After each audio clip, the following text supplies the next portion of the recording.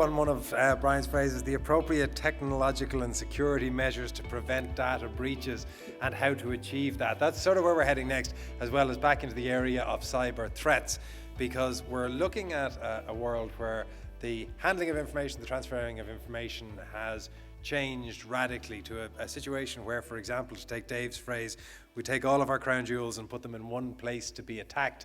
And there are those who would say that that requires a completely different approach to organizational security architectures. One of those people is our next speaker. Will you please welcome from Strategic Cyber Ventures, Tom Kellermann.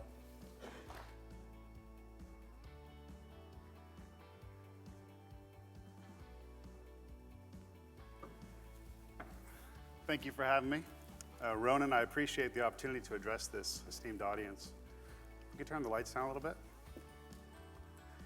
Today's presentation is really about appreciating the adversary. It's about knowing the enemy. It's about respecting the fact that cyberspace is not a pacific environment. In fact, it's one of the most hostile environments that's ever been contrived. It's a brave new world in which we're entering, and we need to understand a few realities. First, no longer is it just about burglary. It's about home invasion. They come into your homes, they stay in your homes. They destroy your data should they choose to. They own your existence, they own your network, and they've been inside of us for months.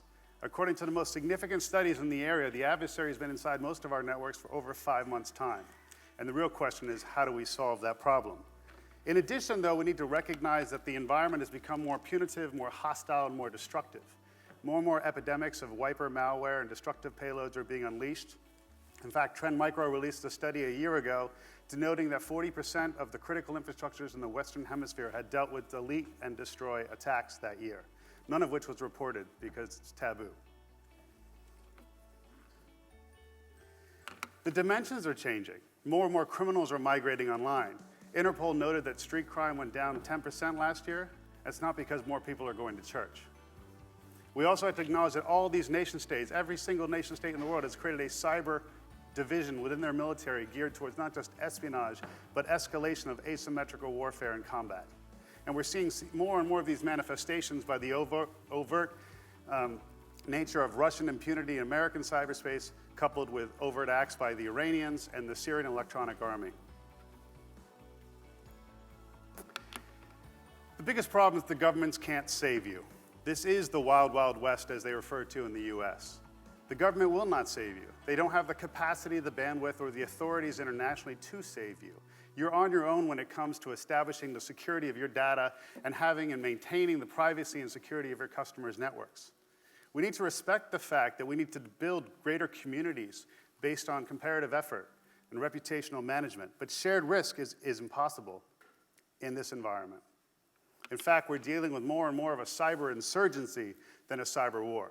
The adversaries are inside of our networks, they're inside of our cloud providers, they've migrated past our users, they've interfaced with our major platforms, and they've burrowed themselves into our systems because the security technologies of today have failed. We have 1,500 security vendors, and yet the computer intrusion reports from every computer emergency response program for every government in the world show dramatic increase of events and dramatic escalation of the punitive nature of those events. So what do?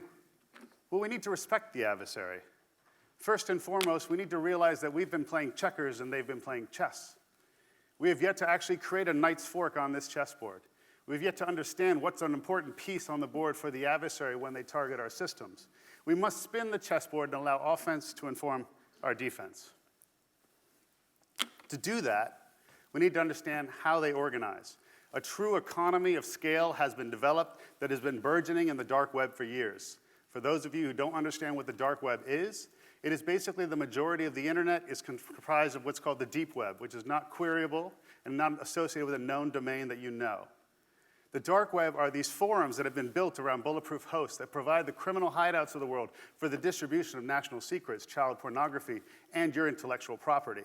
But within these forums, ephemeral groups of hackers gather and they gain each other's trust and they build weaponry that can bypass your defenses of today. What's crazy about the environment in which we live is they no longer can just be omniscient, they can become telepathic. And thus integrity protection, the protection of the integrity of the data is paramount. Yet encryption doesn't solve this problem because in the end of days, they will always compromise the credential necessary to unlock the said encryption. So what do? Well, first, we have to recognize that the number one commodity in the dark web are zero-day exploits. These are the ways, the syringes per se, that can penetrate the holes that have been built into software created by the major vendors of the world. This allows them to come through the foundation of your very house and bypass the security, the firewalls, the virus scanners, the encryption that you've overlaid within your home. It is the provision of these types of zero-day exploits which have become the prime commodity of the Russian-speaking underground of Eastern Europe and the Brazilian undergrounds, which facilitate this pandemic, this cyber crime wave that we experience today. Insomuch, we need to represent ourselves to be that of victims. We are constantly being reconnaissanced, we are constantly being attacked, and we need to respect the fact that this kill chain of surveilling you, delivering a payload, stealing your data is far more than that. In the end of days, for us to be successful, we need to understand how they dwell on our systems. How have they maintained persistence on our systems? We need to appreciate the fact that they deploy multiple command and controls and secret passageways into our networks through the provision of RATs, or remote access Trojans. We need to understand that they maintain their presence on our systems and then move their ways through our supply chains at will, so that they can begin to use our supply chains against ourselves and our constituencies. The biggest problem that we face today is this: remote access terminals. These rats have maintained a persistence within our systems for years now. They've done so through various means. Forgive me. What's important to acknowledge here is that we need to understand when they penetrated us, how they moved laterally, and how to get them best out of our house. Another trend micro statistic, given that I formerly worked there, was the reality that secondary infections are occurring within an hour. So a new piece of malware is being introduced into your ecosystem within an hour. And this is because they do not want to monetize you just once.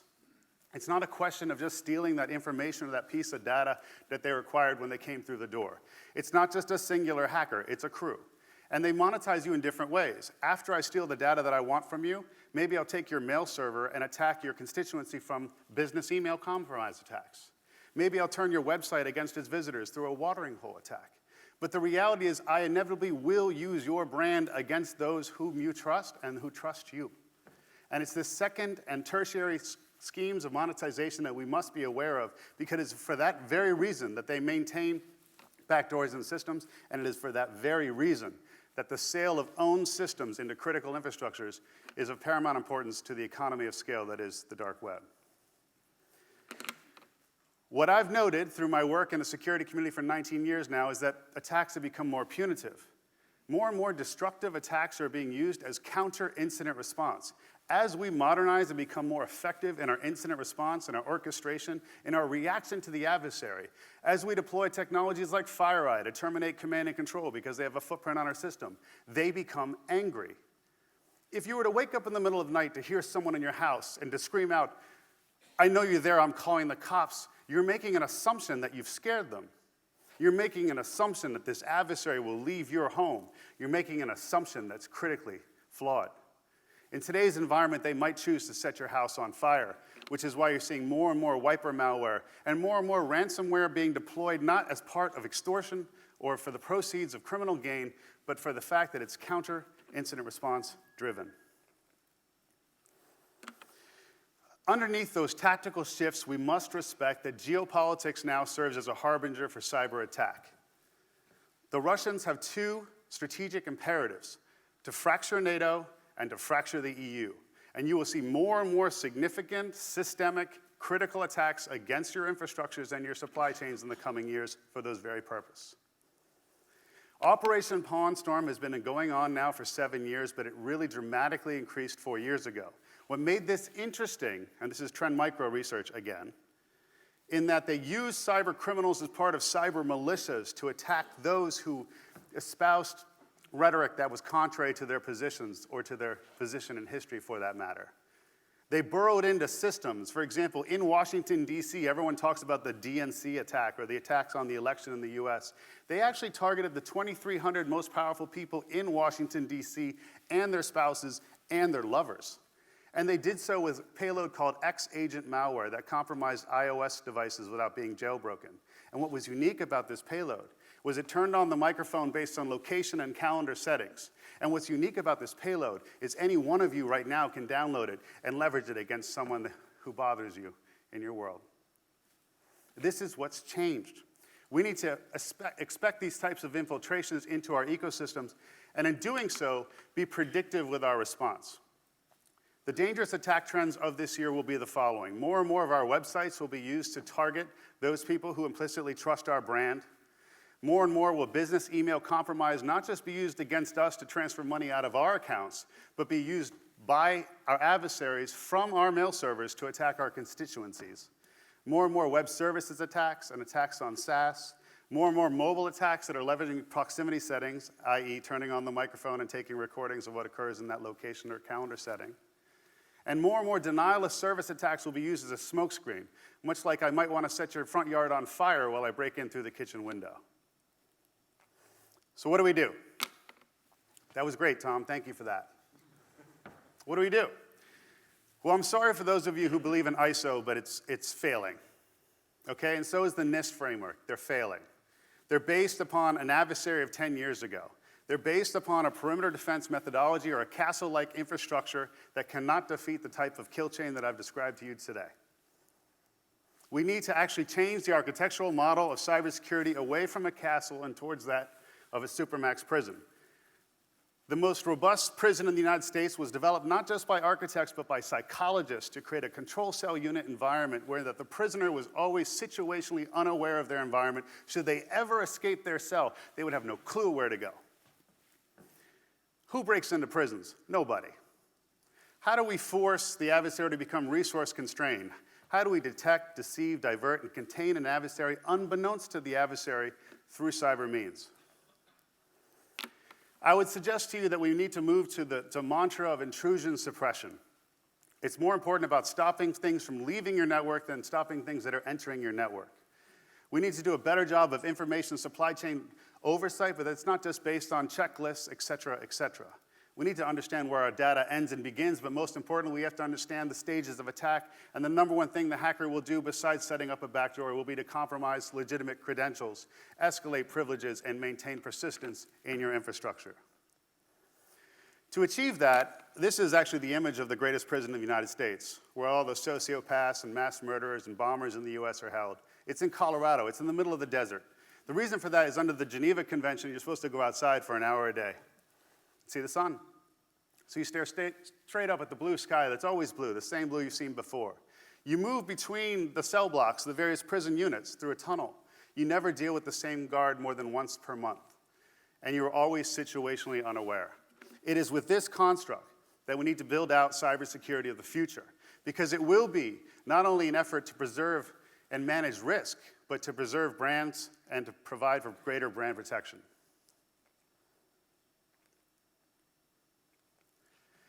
So with that, I think a lot of interesting technology has been developed over the past 3 or 4 years that came out of the intelligence communities in both Israel and the United States. The construct of using deception technologies inside your network, creating decoy systems or trapdoors within your network to essentially bait, trap, and engage an adversary unbeknownst to an adversary. These are not honeypots for those of you who are technical. These are active, full operating system traps that allow you to deceive, divert, and contain an adversary unbeknownst to them while you react to them. Remember, the name of the game here, the return on investment, is eliminating, if not diminishing, dwell time. So how do we do that? Well, it begins with deception technology.